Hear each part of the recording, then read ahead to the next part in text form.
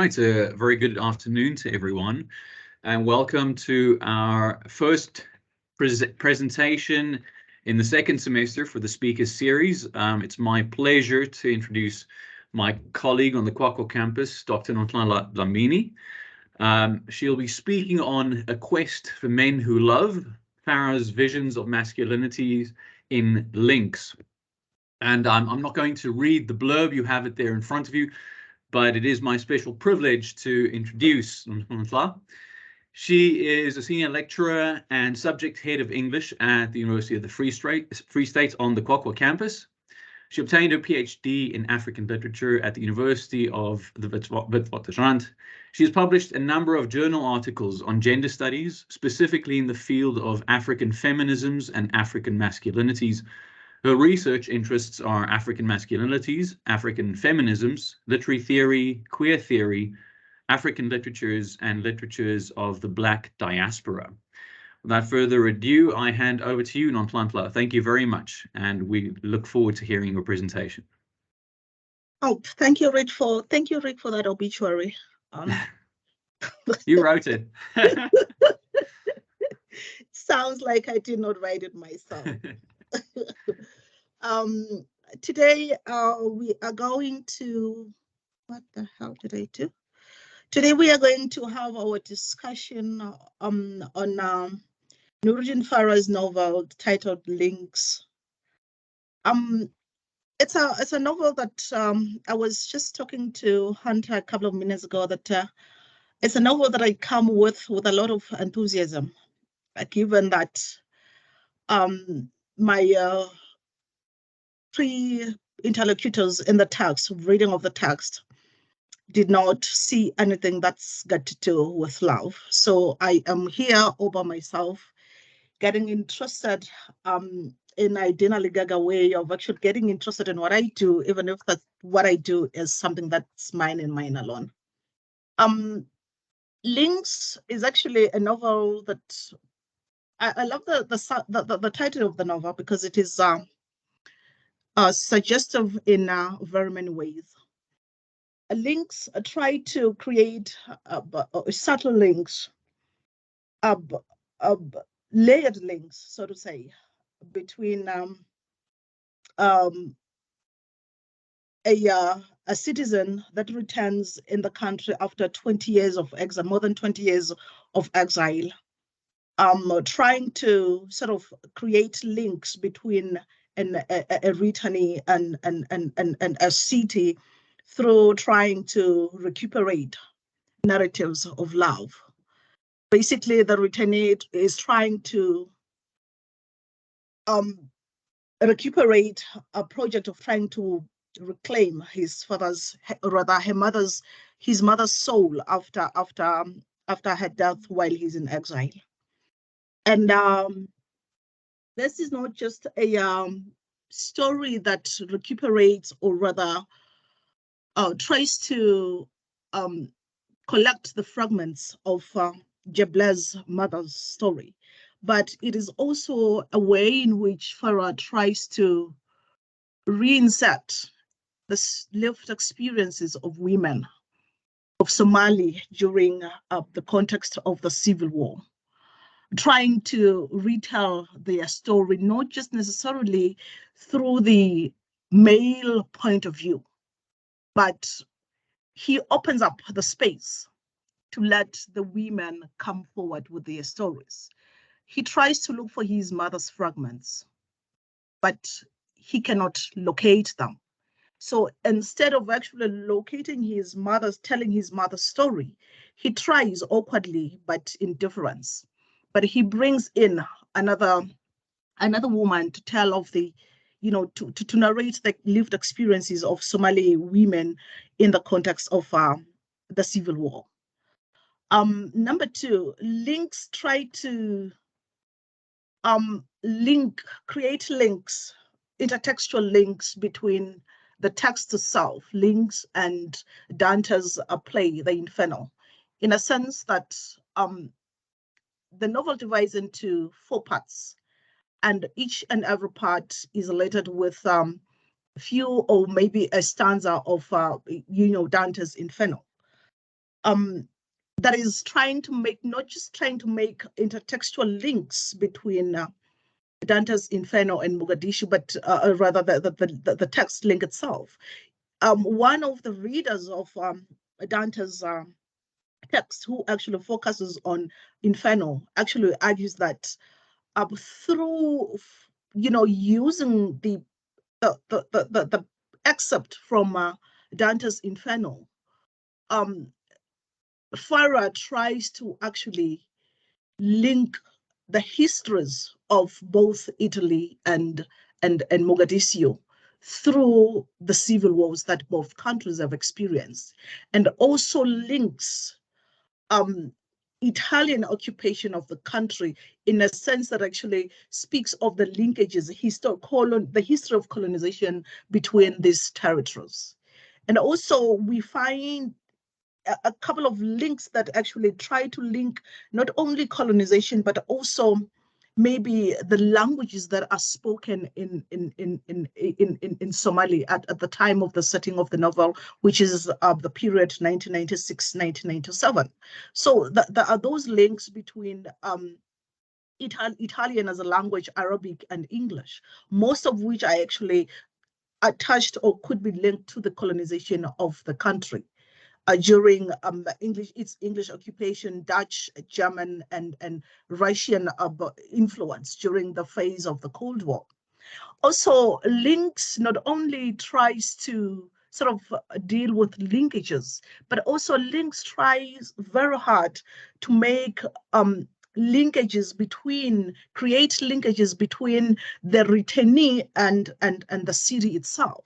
And it is through the paratext or the prologue that comes from Dante that we are able to actually walk through the streets of Mogadishu and interact with the characters that inhabit the city. The novel also tries to create, even though those links are very weak, links between the protagonist, Barre, and the author of the novel, Farah, who both of them have been exiled out of their country for a period of over 2 decades, even though their nature of exilic experiences are not the same. So the novel tries to actually make these links, or rather, all of us who actually come to appreciate Farah's novel try to actually examine how this novel create these links. So one of by actually trying to create these links, also Farah tries to spell out the purpose of the text. One of which, the principal one, is when quizzed at the airport. We find Barre, the protagonist of the novel, at the airport. When quizzed about his visit to Mogadishu, he actually says he has come to ennoble his mother's spirit. In a way, when he actually explains this to the reader, he says he has come to disorient death after having missed his death through by being hit by a taxi that's being driven by an illegal taxi driver, a Somalian illegal taxi driver in New York. Then he decides to come home to pay homage to his mother's spirits, because somewhere, in a way, he thinks that by paying homage to a mother that he hasn't seen for over 20 years, he will actually try to sort of disorient death, and also try to ensure that his mother's spirit has rested in peace. So when he comes to Mogadishu, one of the things that we see in the novel is that we see Mogadishu through the protagonist. And this is alluded through the paratext that we find in the introduction of the text, through me into the whole city. So basically, what we are going to read here about Mogadishu is only going to be a limited point of view that we actually see through the narrator. And the narrator, or the main protagonist in the novel, has come to ennoble his mother's spirit. Number two, he has come to assess his culpability in the chaos that actually has engulfed the country for more than 3 decades. Not only that, he also has come to not just assess, but hear from the people who have actually remained. Of course, there is that tension when he actually gets into the airport. He gets ferried by a vehicle written that inside the vehicle there is someone who is called the major of the army, and also there's a driver. When he is quizzed about his choice of visiting Mogadishu, he says to the major he has come to ennoble his mother's spirit. And then the general quizzed further. Do you know your mother's grave? How are you going to locate it? And Jebler says, I have friends. I'm going to request a friend of mine to help me locate the grave. The mentioning of friendship breeds tension in that vital, because even though Jebler has come to assess his culpability in the chaos, in the civil war, there is, in a way, that the mentioning of friendship icks those that have remained. In that text, not necessarily not just links alone, most of Farah's work, there is that pervasive theme of relationality. There is that pervasive theme of clan, paying allegiance and loyalty to the clan and clanism. Part of the war that is fought endlessly, even up to date. Part of the war part of the thing that has actually kept the civil war alive up to the state is the subscription to the ideology of clanism.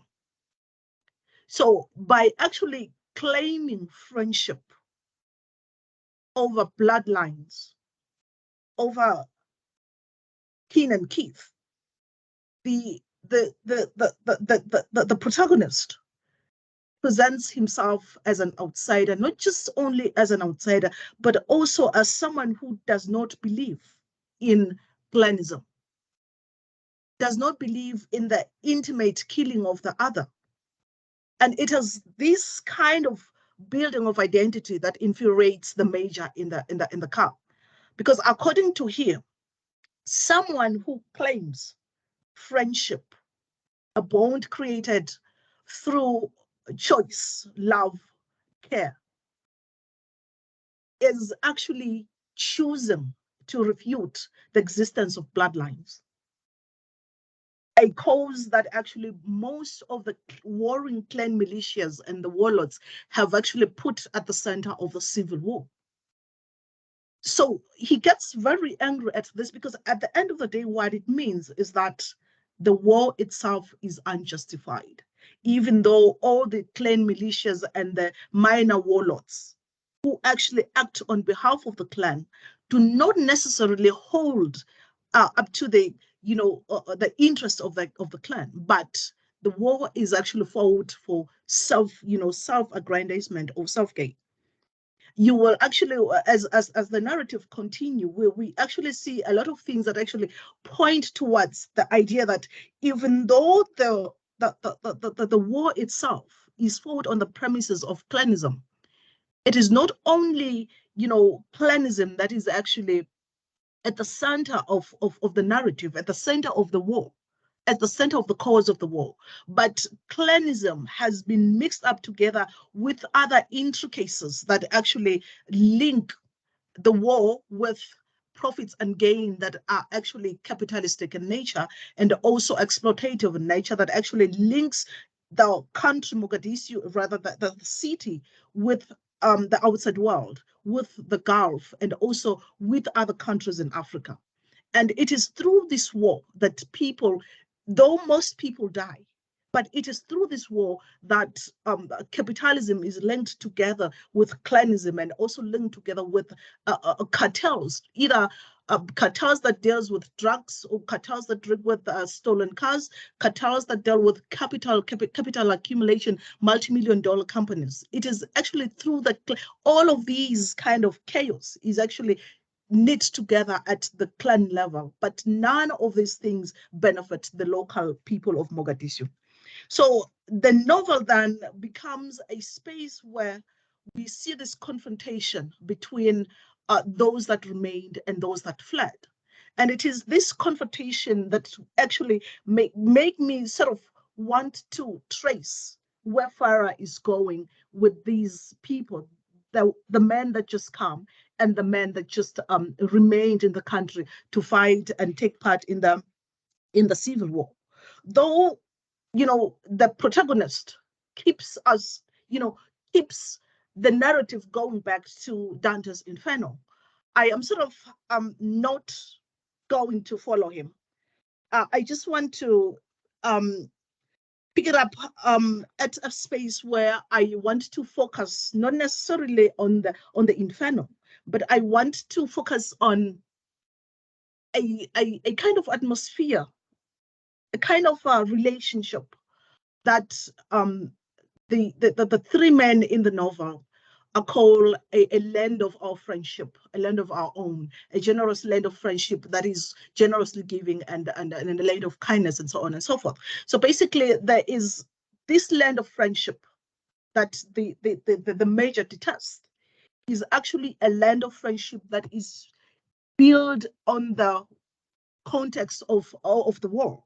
So I am not going to pay less attention to the context of the war, but if I have to chase and find love and sort of want to look at the visions and visions of masculinities that Farah envisions in the text, I have to cling on the idea of friendship.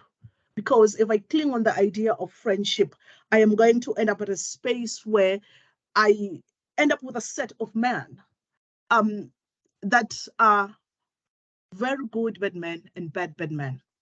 And this is a phrase that the hotel manager uses when he actually welcomes Jebla into the hotel where he checks in. So one of the things that the major and Jebla fight about in actually less than an hour of meeting each other is the question over what do you in America think of us in Somali?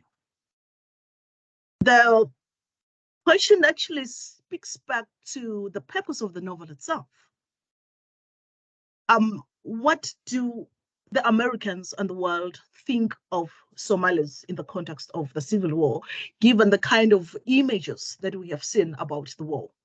Given the kind of images that we have seen about emaciated and hungry children being chased by vultures in the context of the Somali war, what does the West think of us? And also, this question is actually posed at the background of the 1993 debacle that actually forms as part and parcel of the novel itself, which is not a fictitious event. An event where an American ranger is killed by Somalis and dragged through the streets of Mogadishu with the TVCC and filming the whole event. So that it is also this kind of thinking, this kind of image, and also the kind of a news reportage on CNN and BBC News that actually Farah is trying to speak back to. And also the general's question tries to speak back to, what do you people in America think of us? Instead of actually, because he has come to assess his capability in the war, instead of actually answering the major at an instant, Jebla says, it is difficult to judge from where I was, from America. That is the reason why I have come to see and judge for myself. And then in that instant, the major then says, well, there is hope then. These two men actually depart. And then we are met then again by the hotel manager, who actually greets Jebla and tells him that the suit is ready and so on and so forth. Then when Jebla leaves the manager to his room, the manager says, do not judge us so harshly. We did all we could. So basically, the judgmental point of view that everyone else has about Somali and the Somalian in the context of the view, in the context of the war, keeps on coming back to inform the decisions or the point of view of the narrator and the protagonist and the men that are depicted in the novel. So basically, this novel itself, like most of Farah's text, follows that a storyline that actually takes most of the part a conversation, a debate, and generate debate between or over certain issues about Somali itself. Because one of the things that Farah says in most of his works through interviews is that Somali to him is he has a commitment, a loyalty towards the country. He actually feels committed to trying to map how the idea of the state or the nation disarticulated itself. And what role, not just the entire world, but what role has Somalians played in the whole debacle? So basically, the purpose for me, the purpose of the novel is actually to stand in the middle of these images and the ideas about Somali and the Somalian people as people who are fighting an unjust war. Of course, there is that part where Jabla says, of all the people that he has met in the city, all of them have actually agreed on one thing, that the war is senseless, yet it continues. And that, that essence of actually asking why the war continues brings us back to so many things that are actually embedded in the war itself. What does warring, intimate warring, what does the killing of a friend, a relative benefit the killer or the world? One of the things that actually Santa mentions in the text is that there's a character that keeps on reappearing together with vultures. And for the most funniest thing is that his nickname is Marabou, also a bird of prey.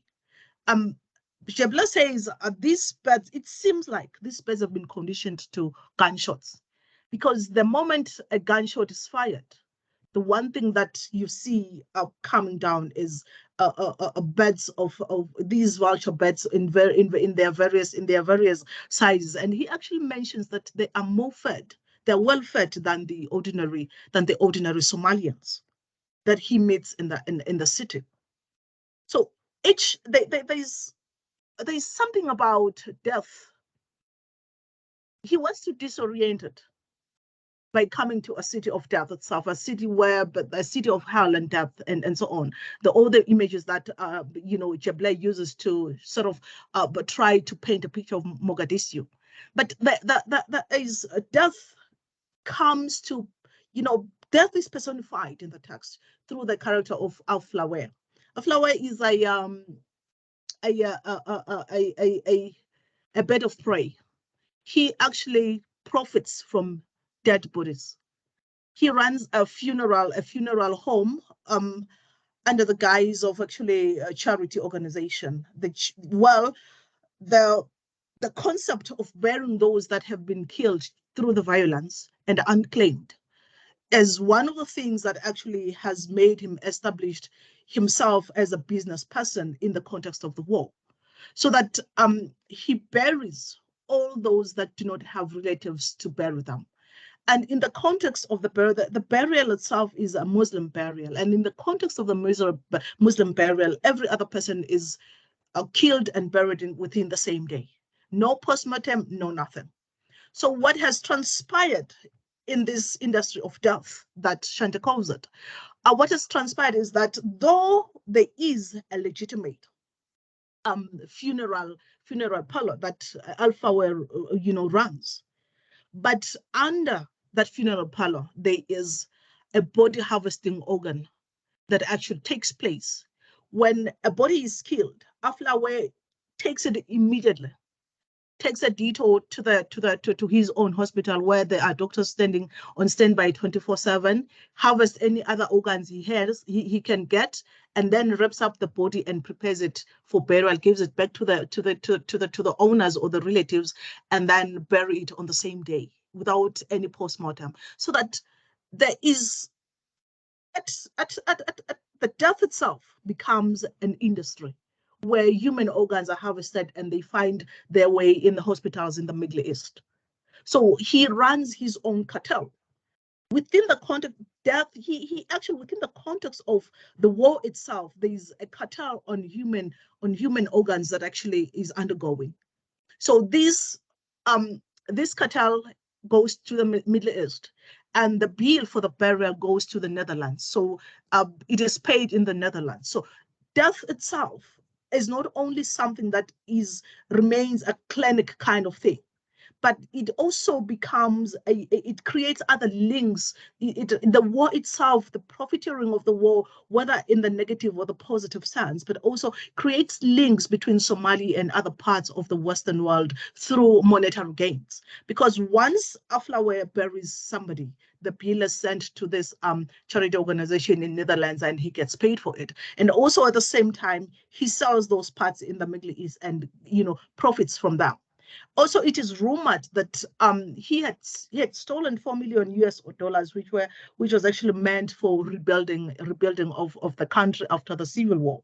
So basically, one of the things that Jebler says about Aflawe is that he has a death instinct in him. Wherever he is, you see the birds of prey, and wherever he is, there is death. So he wonders if, cynically wonders if at all the vulture should be, once the country has been restored and peace remains, he wonders if the vulture should be used as a symbol for national unity. Of course, at the stage at which Jebler visits the country, he's at a process of looking at what point that this idea of the nation gets disarticulated in the lives of the people. So the one thing also that we find in the story is two men. There's strongman north and strongman south. These are warlords that actually have partitioned the city into their two strongholds. Both of them actually have their kind of warlords who are serving under them. And one of the warlords that actually happened to be highlighted in the text is Kalusha, who is somehow linked to Bail because they are half brothers. They they come from the same mother but different fathers. So if we are to use the clan relations, blood relations, Bail becomes more related, rather, Jebler becomes more related to Kalusha because they come from the same clan lines. So in a way, when actually he comes to Mogadishu, Kalusha is the first person to actually send Aflawe to the airport to go and meet him so that he may go to the north of the city where he has actually control. But he decides to stay in a hotel so that he actually does not go to the whole extent of wanting to identify with the clan, wanting to identify with putting bloodlines at the expense of love, at the expense of humanity, at the expense of actually being being with other people. So there is, in a way, that actually Jebler himself, the characterization of Jebler speaks back to the idea of challenging the idea of clan, the idea of people that should be people who actually share the same ancestral memory. Because what happens, what we find between the sort of the back and forth, the anger between the major and Jebler springs from the fact that the major is a militiaman whose identity and loyalty is to the clan. So that he actually is part of a movement that purges other clan members who actually are in their stronghold and do not actually share the same ancestral memory, so that they get killed by them, and to them it is just. So in a way, even if the major says he is actually fighting for justice, Jebler comes in with a very clear cut that there is no justice in actually killing other people because they actually do not share the same ancestral memory with you. So that at the end of the day, there is really no sense in trying to make sense of the war. So instead of actually trying to make sense of the war, in the intellectual sense. Jeble tries to actually come in to listen and try to make sense of the war at the emotional level. And when he tries to actually then make sense of the war through the emotional level, it is actually that at that moment that we sort of get, we are introduced to them, to the people who were there when the fighting took place, not necessarily taking his own point of view. At some point in time, he makes his own pronouncements about the war itself, but most of the times we hear what happened, what unfolded, what is it that caused what, through the viewpoint of the people that have remained in Mogadishu, vis-a-vis the one who has come in to actually assess his capability. We also, even as he assesses his capability, at the moment when the novel begins, we are not clear what kind of capability is he referring to when he is to assess, when he has been outside of the country for 20 years. It is towards the end of the novel that we actually are able to say, okay, even if this is a university professor, introduced to us as someone who is good, just, and cannot kill. But towards the end of the novel, we doubt whether he is actually that upright figure that we met at the beginning of the novel in his first few hours in Mogadishu. He has been judging, but at the same time, he has been, kind enough not to judge so harshly. Because also at the end of the novel, there is some kind of definition that he gives to the war itself. He calls it a contagion, a contagion that actually gets to affect almost everyone within its vicinity. So that even those that are actually deemed as good men, they are not really good men, but they are called good bad men. And also we have bad men in the novel. So basically, in the camp of the bad men, we have the two strong warlords, and we have Kalusha and Aflawe. There is no doubt about that. But then we my interest also goes to the good bad men that we also find in the novel. How do they become good bad men? How do they remain bad in a space where the war itself is a contagion, and it also infects almost everyone? When he actually talks about the people of the city in the prologue of the novel, he actually says there are people who actually lack the intellect. If you actually read the word intellect, it does not necessarily mean intelligence, but it means morality and goodness. Then if we have these good bad men, how have they survived in a city where all the people lack morality, lack goodness in them? So one of the things that actually I want to draw up attention on is the land of friendship. The three protagonists in the novel, who are Barre, Siamas, and Jeble, at some point in time, when there was peace in the country, they once studied in Italy together doing their postgraduate studies. At that time, Jeble was doing his postdoctoral thesis on Dante's Inferno, and Siamas was actually in translation, and Barre was actually studying to be a medical doctor. 20 years after that, they meet in Mogadishu, all three of them. And there is that question, why Mogadishu?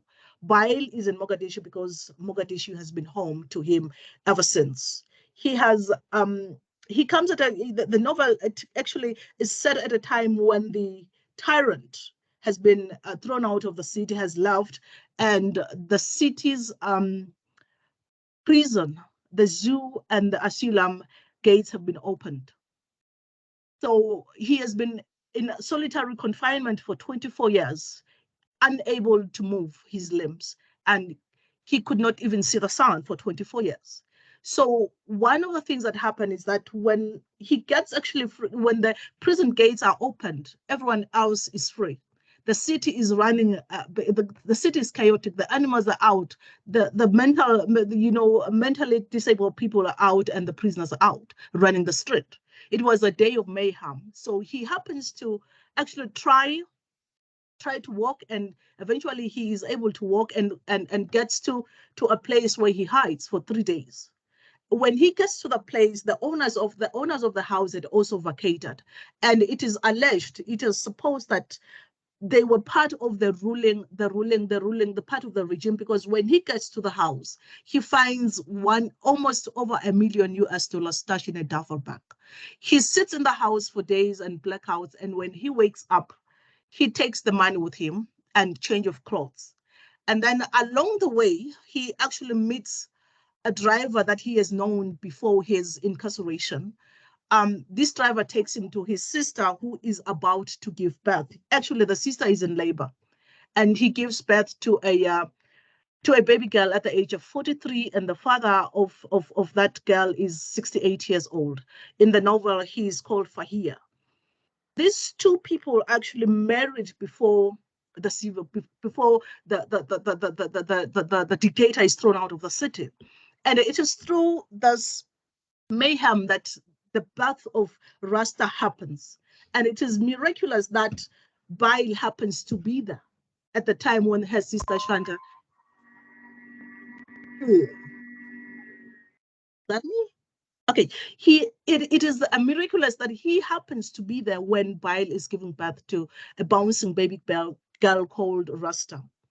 And Rasta's birth coincides with another discovery of a girl, a baby girl, whose ancestry and identity is unknown in the novel. The Jebler says, Barre says actually, she might have been half European and half Somali, but when they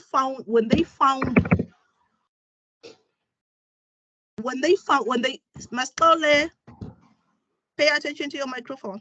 Thank you.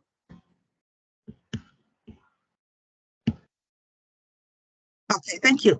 After the birth of Rasta, whose real name is Rajo, meaning hope, there is a lot that actually happens in the lives of Shanta, Farah, and Barre. They had limited space. They literally lived on top of each other. And one of the things that actually happened there is that Barre trained to be a doctor, but he found himself at a moment where he had to help his sister deliver a baby girl. And medicinally, he says, and culturally, that is a taboo. He should not have taken place in the birthing or helping his sister to give birth. And also, that is one kind of that incident remains a sore point in the relationship of Shanta and Farah. So, in a way, it's a miracle birth, but also it comes with a taboo. Shanta feels it comes with a curse that the family carries. So we will actually hear about that. But one thing that happens when this baby girl is actually birthed in the middle of chaos. She's named Rajo, meaning hope. And then because people misheard the whole thing, then he was nicknamed Rasta because she had a very beautiful dreadlocked hair when at birth. Barre says when he comes out of prison after having been in solitary confinement for more than 24 years, he says all he needed was to be touched and touch the next person, but in a much more loving way. So one of the things that happened then is that when he actually helps deliver the child, he finds that thing to touch in a very loving embrace. So the birth of Rasta provides, a Barre with that needed human touch, with that affection, with that hope. Also, on the other hand, the father who actually is having their first child at the age of 68 also hopes that he will be the first person to hold his baby girl. And he says in the narrative, both him and the mother had actually vowed to actually feed this baby on affection. in spite of the chaos that is taking place in the country, in the city. They have actually pledged that they are going to, love their baby girl. But when the opportunity comes, Barre comes in and takes away the affection because of also his need to be among people, to be with people. It is that actually brings birth to tension in the relationship between Fahir and his in-laws as well Shanta. And also there is that 1 million, US dollars in a duffel bag, whose origin Barre cannot explain. He tries to explain to Fahir, but Fahir doesn't want to listen. So he calls him in anger, in outburst, because they are fighting over a baby. Not necessarily all over other things. Their fight was actually over a baby. Who should hold the baby and when? And then also to complicate the matters further, Shanta develops a breast complications and the baby cannot feed. So the baby must be fed on a milk formula. And Fahir, as the father, says his baby will not be fed from milk that is going to be bought by stolen money. Barre tries to explain how he got the money, but Fahir wouldn't listen because he feels like Barre has robbed him over the dream of having his own family and actually controlling it and be, the patriarch of the family. So their fight begin from there. They don't actually get well along. And also Shanta, because she is Barre's sister, always oftentimes takes her brother's side of any argument that actually ensures between the two men. One of the things that Barre says about the birth of the child is that he hugged, the child's affection, but also at the same time, there was something special about this baby. They could, all of them, whether Shanta or Fahir or him or Barre and Fahir, they did not fight in the presence of the child. There's that respect. If they needed to fight, they'll take their fight elsewhere, fight and then come back. Without, they didn't have to do it in front of, so that even the parents of Rasta did not fight, within her presence. So in a way, he actually becomes a special, that he is born around this myth of being a special child. And everyone else actually in the story believes that Rasta is a special child. And so is Maka, the one child that actually Barre retrieves from an abandoned house. Maka actually is the child that does not belong to any clan. Unlike Rasta, who actually has a father, who has a claim to, a patrilineal lineage. Maka does not have any.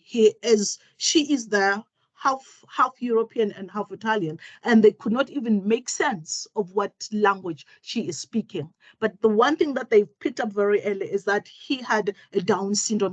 She was a Down syndrome child, and both of this child create create some kind of world that actually become a well of love and an oasis of hope in the middle of a civil war-torn city of Mogadishu.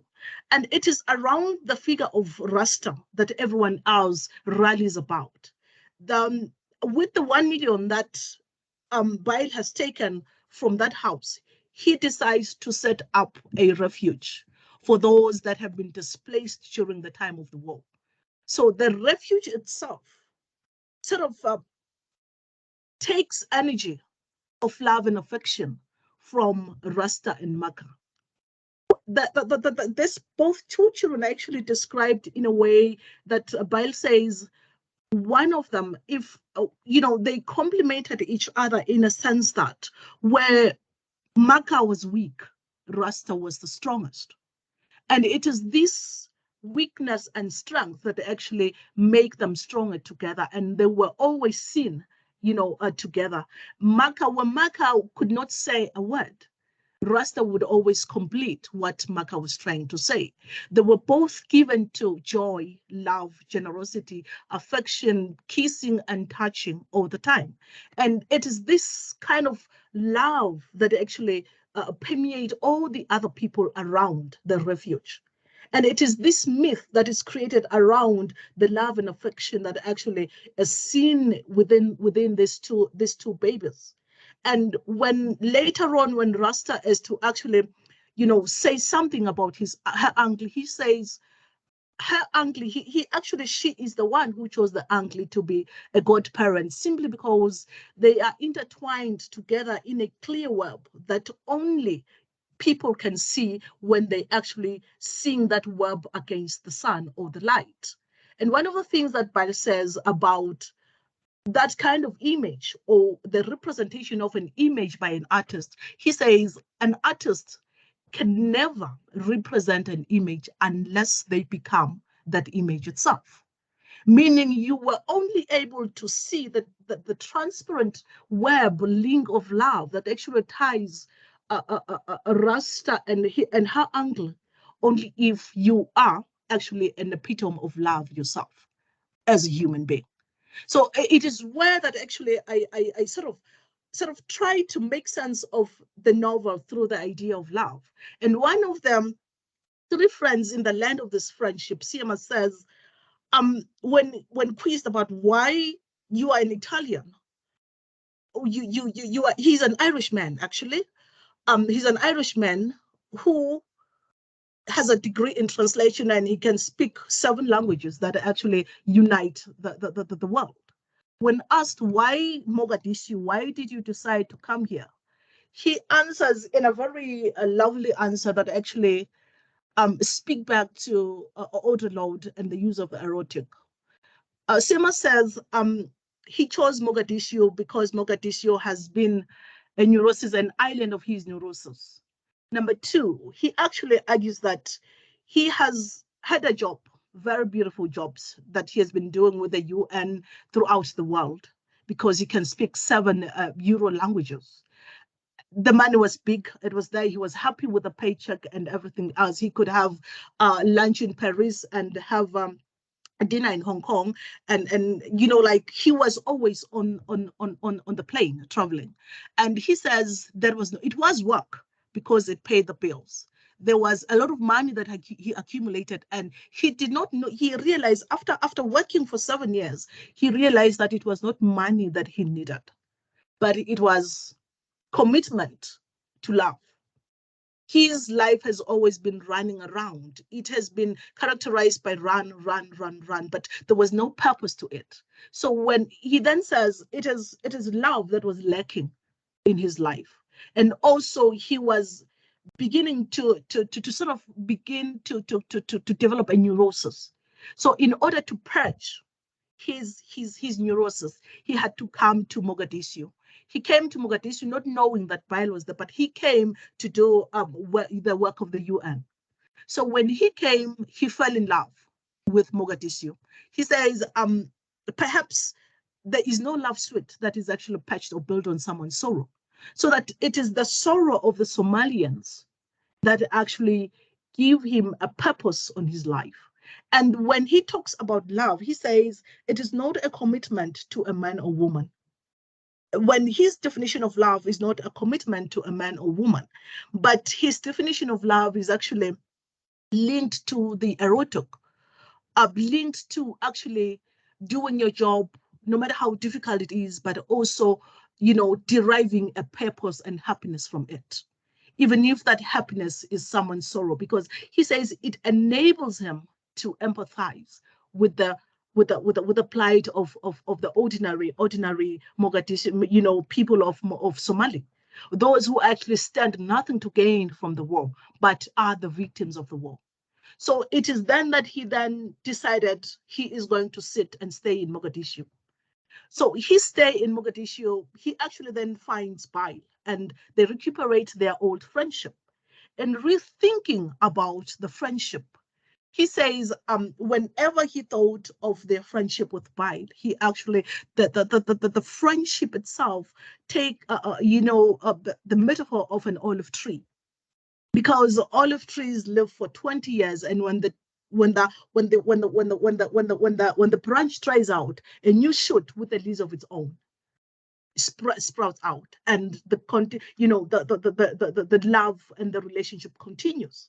And this is a relationship that is actually of two men whose ingredients are communication, love, respect, and honesty.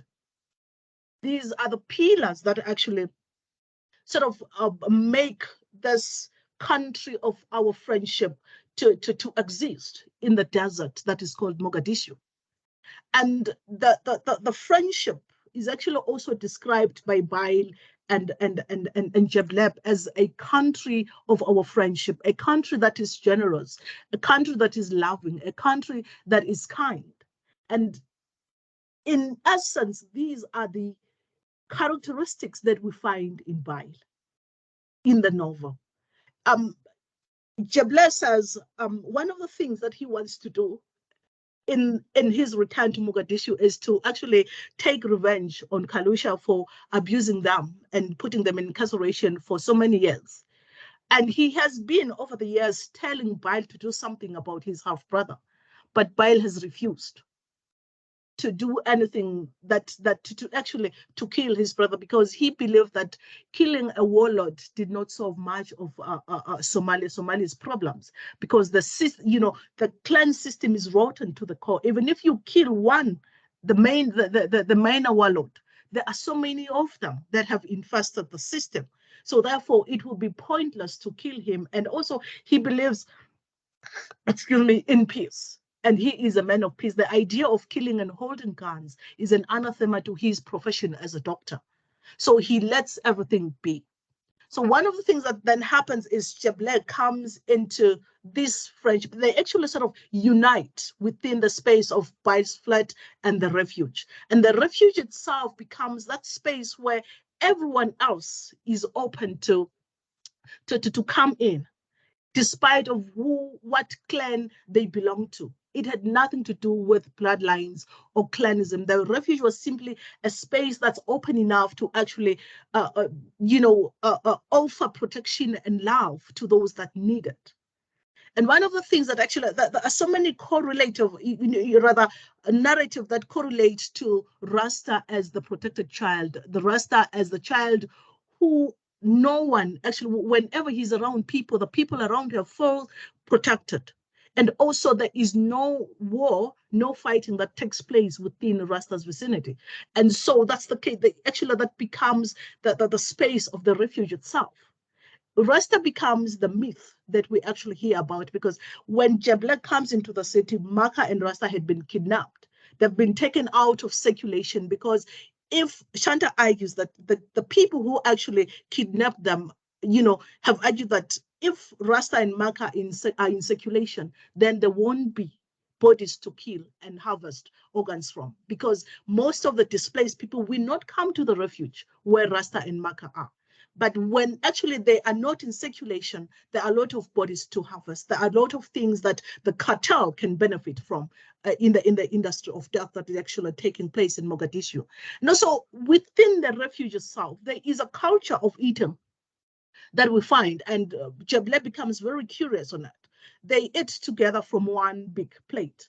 And when quizzed about it, Shanta says it is an idea that actually the women in the refuge invented, so that people who ate together could not actually, there's that element of trust, openness between people who ate together from the same plate with their own hands. And also it was a way of actually ensuring that there is no mistrust. The bloodbath that actually has taken place is not given a lifeline. So eating together in the refuge becomes a invention that is within Somali's tradition, but also an invention that comes with the women who actually run the refuge. It is this eating together, this communion, this love, this earthly community that actually is found in the refuge, that also whose pillars are love, caring, and understanding, that also I find in the three men that actually, Farah has created in the novel. And if you contrast, say, Barre or Jebleb or CMS with the warlords, there is that, there is that contrast that actually speaks to these are men, these are versions of masculinities that seek to actually debunk the idea of men being linked to guns, men being linked to killing and abuse, but also men who actually, there's one thing that actually comes out in the novel. It's not only Barre's need to touch and to be touched, to be affectionately needy. It's one of the things that we do not find in novels about men. Men in the novels are like Kalusha. They actually do not pay attention to their emotive side. They do not show affection. They are bullies who kill and maim and abduct children. So there is that contrast for me when I actually read this. There's three friends within this oasis, the refuge find in Mogadishu, vis-a-vis the warlords, whether they are minor or big warlords. There is the three men in this text provide us not only with a version of man that Farah wants to see when in the in Somali, but there are also incidents that actually point to lack of love that actually might have been a cause of the civil war. One of the things that actually happened to Jebler when he's at the hotel, there's a dog that's giving birth and there's a boy who's beating it and no one pays attention to it. It is only Jebler who stands up to save the uncertain dog and also help it give birth.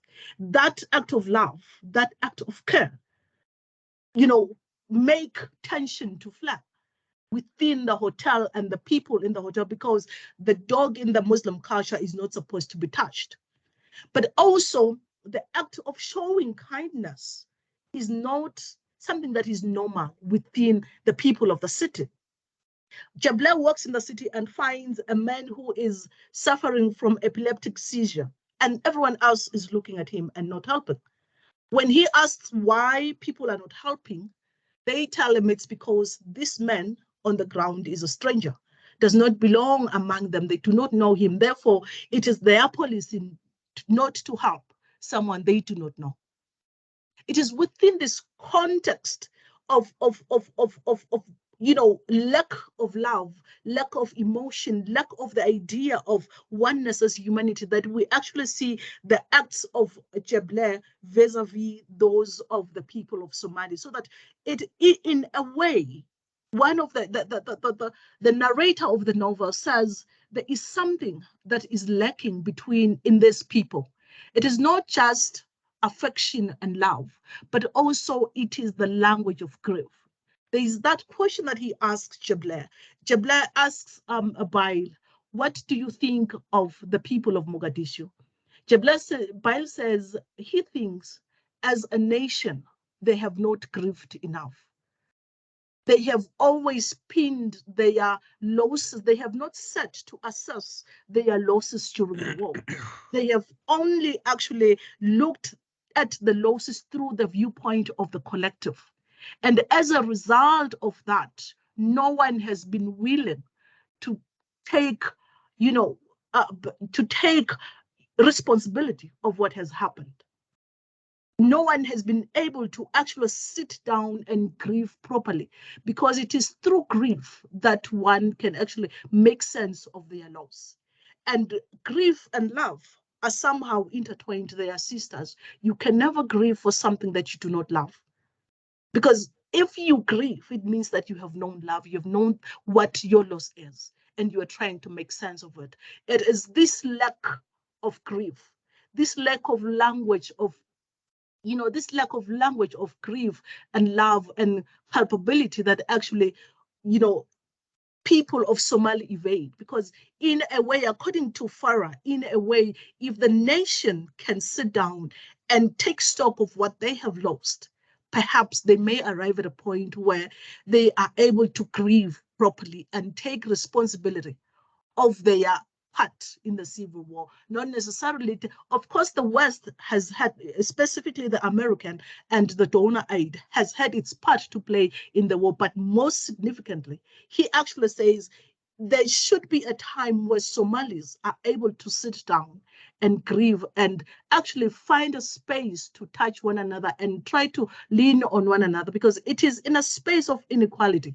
Bell Hooks says that inequality does not necessarily diminish love, but it is in a space of inequality that one can actually reach out to the other in embrace, reach out to the other in touching, affectionate touching and loving. And this is the kind of community that I think Farah wants to see in Somali, within that microcosm of the refuge, or also within that space of Barre's flat, where actually there is security, there is love, there's affection, there's understanding and communication between the people within that space that makes the space much more livable. And it is within a choice, because if we are to love, we are when Siamas talks of love, it is not just feelings or catexis, but it is a will to do.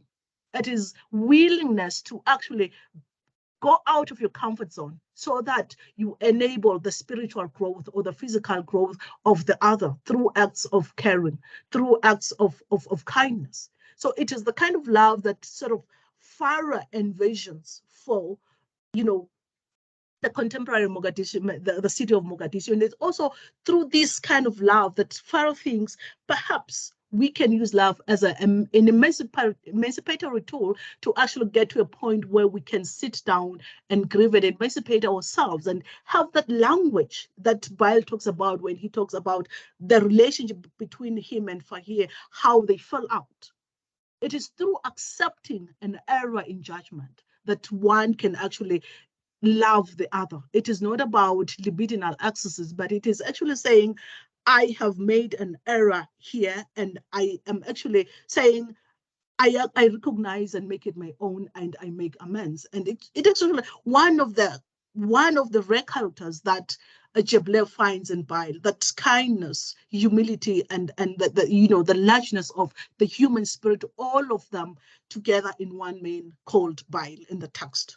I think that's the end of the presentation.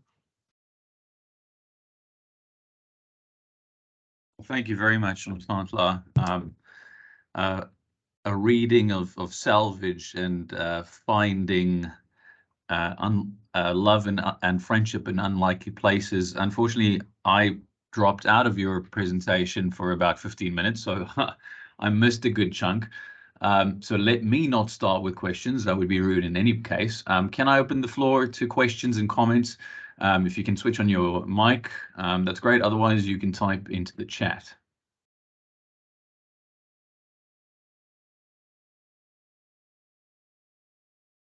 Oh, sorry, there's a hand up. Let me see.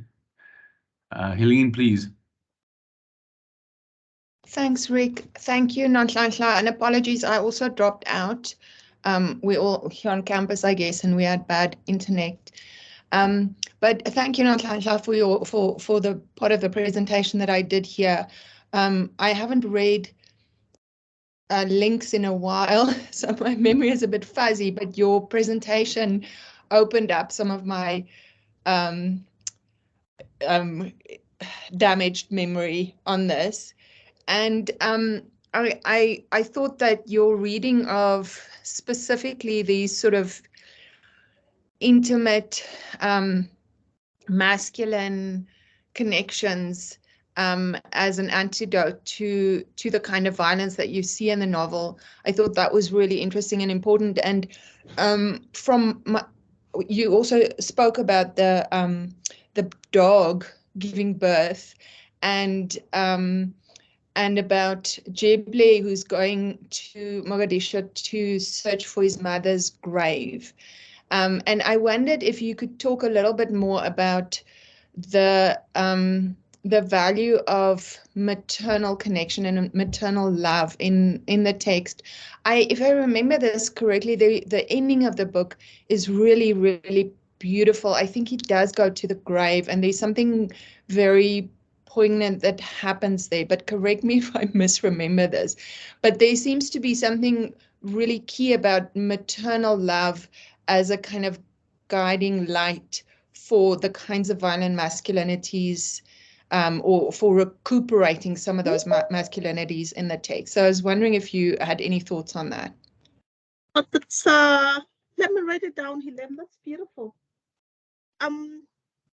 even though I haven't looked at it that way, but there is, in a sense, that Jebler talks about their mothers and the boys growing up, because their mothers, Jebler's mother and Kalusha and Barre's mother are not related. But what happens is they share one thing in common. They're both divorced mothers. And I think there's one thing that I love about Farah's works. There's this, intention of creating women who stand up against the prescribed role of femininity within both a Somali culture and the Muslim culture. Shanta's name, for instance, means, she is best than 5 girls anyway. And she stands for that in the novel, though she actually most of the time says her hands are actually tied in tears, meaning she cannot help herself but be weepy because she has lost her one child. And then coming back to the mothers and the nurturance of both boys, Jebler says it is very interesting that when his clan comes to extort money from him to repair their Beckley wagon, they come to him through the mother side of the family and leaves hanging the patrilineal side of the family. And because he doesn't want to get into this clanism and repair Beckley wagons when he's against war, he says to them, he feels insulted that they have actually come to him using his mother's name when he has a father. What has happened to his mother, to his father? Are they saying he is an illegitimate child of his father? Then that brings in now the narrative between these two women. Jebler's father was a gambler who gambled away the family's house and everything else, leaving Jebler's mother destitute. And also Kalusha's mother, Bile's mother as well, is a divorced young lady who actually gets divorced because she has dared to actually enroll herself to school. And when he actually was of the idea that she should be empowered to stand on her own 2 feet instead of relying on a man, and the husband actually divorced her for that. And then now there are 3 children, and she has 3 children with no husband, and Bile's mother has no father, no husband to support her throughout the divorce, and at the time when she needed the clan to come in and help him with this drunkard husband. So over the years, one of the things that the narrator says about Jebler is that he brings us back to this the maternal side of family, and how they actually can contribute to the nurturance of children, the boy child. Even though the father is not there, what Jebler mother decides to do is very impressive in actually not just nurturing the child cognitively, but also socially. Jebler is socialized from the very young age to think of himself as a man of his own, not linked to any clan, but a child linked to humanity. Instead of actually dragging the father along to actually raise him to be not like his father, Jebler's mother decides that he is going to impress upon this child's memory how unique he is, how beautiful he is, and how talented he is, and that if he paid attention to what he is doing, he can excel on it. And it is through this nurturance that actually we see a world of actually, egalitarian masculinities being impressed upon this young man growing up. Of Kalusha's mother is sort of Kalusha. It is said that he has been wicked from the age of 3. He knew how to play darts, but his darts were some kind of he would use, his darts were like knives, and he would use humans as targets. So that it is at the age of 6 or 7 that he kills Bile's father, because he was his stepfather. And he killed the stepfather. Also, there's a context of the stepfather. The stepfather meted out violence in such a way that Kalusha's mother did not know how to deal with the whole situation. So when the mother did not know how to deal with the situation, the child killed the stepfather, leaving the other brother, half brother, without a father. And it is within that context of violence that Bile decides he's not going to hold a grudge against his half brother for killing his father, because of the violent nature of the father, of the stepfather, and also his father. Because if you look at the kind of, images that the father impressed, both fathers impressed on the making or the nurturance of these boys, at that kind of masculinities that do not have a place in Farah's work. So in a way, the maternal love and how these women, both of them, decide to nurture their children, it sort of, yield to that kind of masculinities where maternal love is the kind of love that's actually needed to sort of cut the cycle of violence within the context of the war and within the family itself, because Farah is much more invested in the family. But the family that Farah is interested in is not your traditional family. It is very elusive. It is a sort of family that Brystrom calls an open, a family with open windows. That family that is not neat, but that family that actually is based on love, care, vis-a-vis bloodlines, because those are the things that Jeble and Bile's mother try to actually inculcate in their children from the word go. I don't know if I've answered your question. Thanks, Nonhlanhla. I hope we can chat about it some other time. I'm going to give someone else a chance to ask a question. Nonhlanhla, we've got a question in the comments there from Tina. Dr. Dlamini, I heard you mention Audre Lorde's power of the erotic. Could you please elaborate on how it ties into masculinities?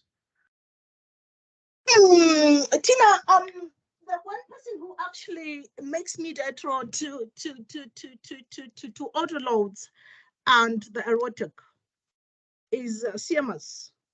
Siamas, when I had actually explained that when quizzed as to why are you in Mogadishu, he says he is here to hide away from his own demons, and Jeble, makes fun of it, to hide here with warlords, and he says, of course, with Bile. The erotic, when Audre Lorde speaks of the erotic, it actually, for me, speaks back to happiness, speaks back to love, speaks back to not just pornography for the sake of its own, for its own sake, but also it speaks back to pleasure. She says the erotic, the power of the erotic, where the erotic represents love in all of its wildness and chaos. The chaotic is sort of a space where femininity is actually defined by patriarchy and capitalism. But if we take that capitalistic monetary gain, bill paying kind aspect of it, we remain with knowing where our purpose and pleasure is. So that the work that you do becomes a tool of empowerment, not necessarily because it pays bills, but because it gives you a new lease in life, that commitment to love. And when Siamas talks about love, he's actually talking about, he says, he's not talking about just the love of a man and a woman, but he is talking about the love, a commitment to love and a purpose to love that was actually found in the 60s. And that commitment to love that actually make your work, no matter how difficult it is, worth it, makes you look forward to do that kind of difficult task, comes from the idea of the erotic, as Audre Lorde says.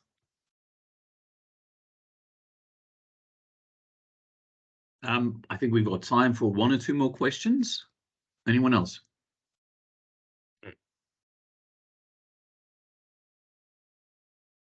While people are thinking on time flow, I've not read the novel, so I ask in complete ignorance, but maybe you could tell us a little bit more what Dante does for the text, and what are some of the concrete elements that are drawn through links to Dante, well, through the book links, and what links persist in the book to Dante. Yeah, I have other questions, but if you don't mind telling us what purpose it serves as an intertext. Well, I think that's your question, Rick. Why did you ask me? It's your question. You should be telling me that. Given given that this is your area of study, one of the things that Dante does, it's not just creating intertextuality between Dante's Inferno and links the novel, but also it is through the viewpoint of the hellish state of Mogadishu and Italy, exile, the narratives of exile and return, that we actually see the text. There are some similarities between Dante's Inferno and the text itself.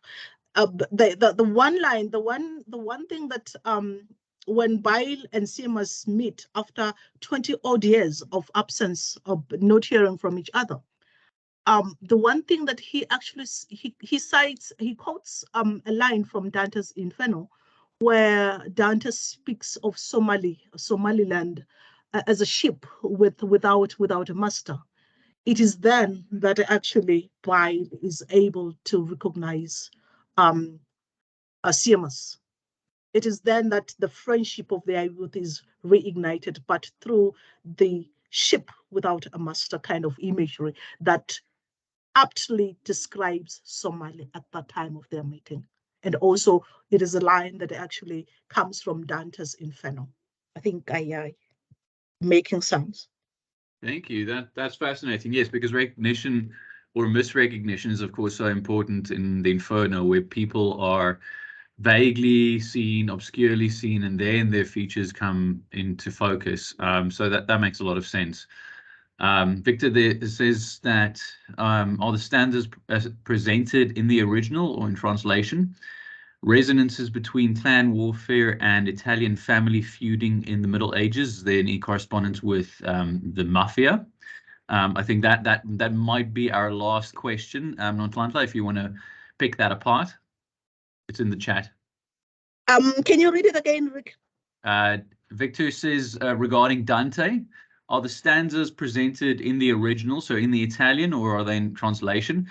And what are the resonances between clan warfare in Somalia and the feuding between Italian families in the Middle Ages? Interestingly, it's very interesting that